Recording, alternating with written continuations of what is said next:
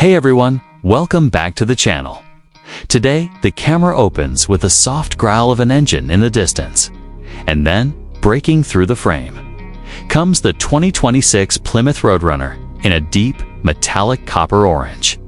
I'm standing right next to it, grinning, because this is one of those cars that isn't just about numbers and specs, it's about attitude. This isn't a quiet, forgettable sedan. This is a revival of one of the most legendary muscle cars in American history. And Plymouth has done something bold. They've brought the Roadrunner into the future without stripping away its soul. Walking up to the front, the first thing that hits you is how unapologetically aggressive it looks.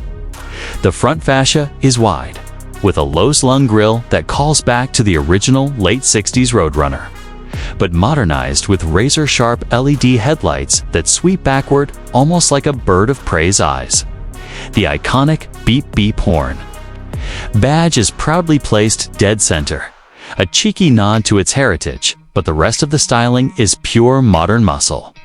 There's a sculpted hood with functional heat extractors, and if you lean in, you can feel the warmth from that massive V8 under there after a run. The stance from the front alone tells you this car is built to dominate. With a broad track and a splitter that looks ready for both track days and late-night boulevard cruises, shifting to the side profile, you see just how much the designers respected the original proportions. The wheel arches are muscular but not cartoonishly oversized, wrapping around 20-inch forged alloys with an option for lightweight carbon wheels if you're serious about shaving weight. The roofline flows smoothly into the short rear deck, giving it that classic coupe silhouette, but the glass area is modern enough for real visibility. The side mirrors are streamlined and integrate turn signal indicators. And a subtle body crease runs along the length, catching light beautifully. Lower side skirts add a planted feel, and the low ground clearance makes it clear that this car isn't pretending to be anything but a performance machine at the back. Plymouth has nailed the balance between retro charm and modern aggression. The taillights stretch across the width in a single illuminated bar, but at each end, they morph into a three-segment design that recalls the 70s Roadrunner's signature look. There's a lip spoiler built into the trunk lid for downforce without killing the clean lines. Down low, you've got a beefy diffuser flanked by quad exhaust tips. And the exhaust note is pure muscle, deep, throaty, and just on the edge of unruly when you open it up.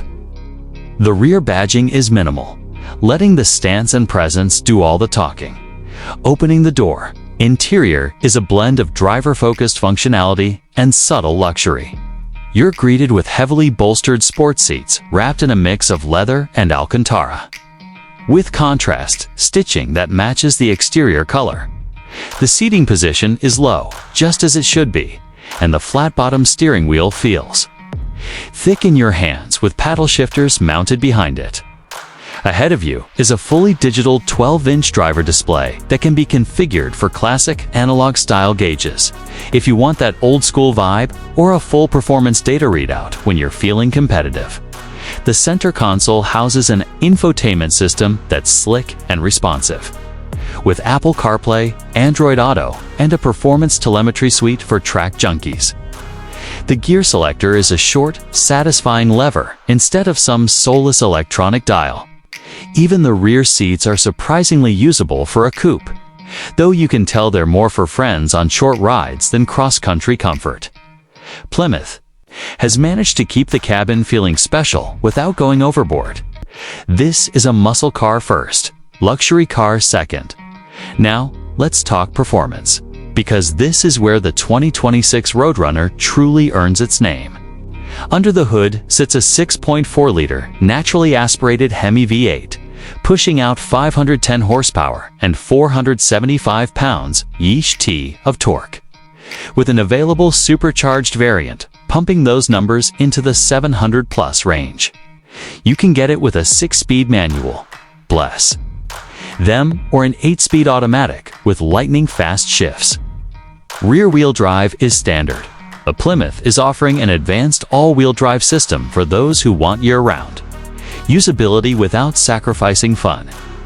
0 to 60 comes in around 3.8 seconds for the supercharged version, and the top speed pushes past 190 miles per hour. The suspension is adaptive, able to soften for daily driving or stiffen for track work, and the steering feels tight and communicative without being twitchy. Brakes are massive Brembos, and you can feel the stopping power bite hard when you need it. As for pricing, Plymouth has been strategic.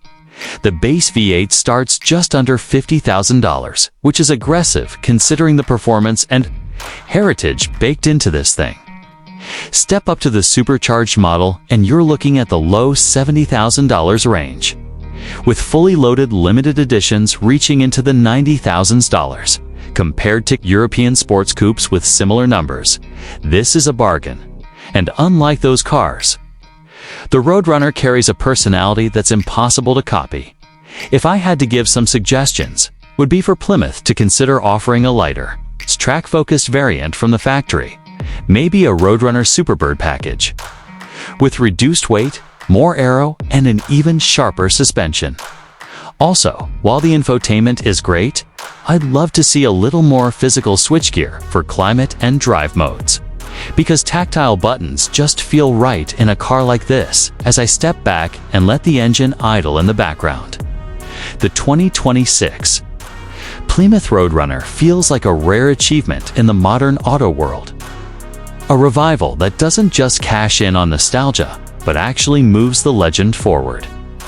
It's loud when you want it to be, refined when it needs to be, and it makes you feel like you're driving something with real history in its veins.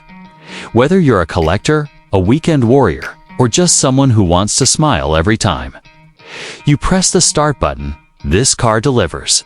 And with that, I'm going to take it for one more run, because some cars are meant to be talked about, but others, like this one, are meant to be driven.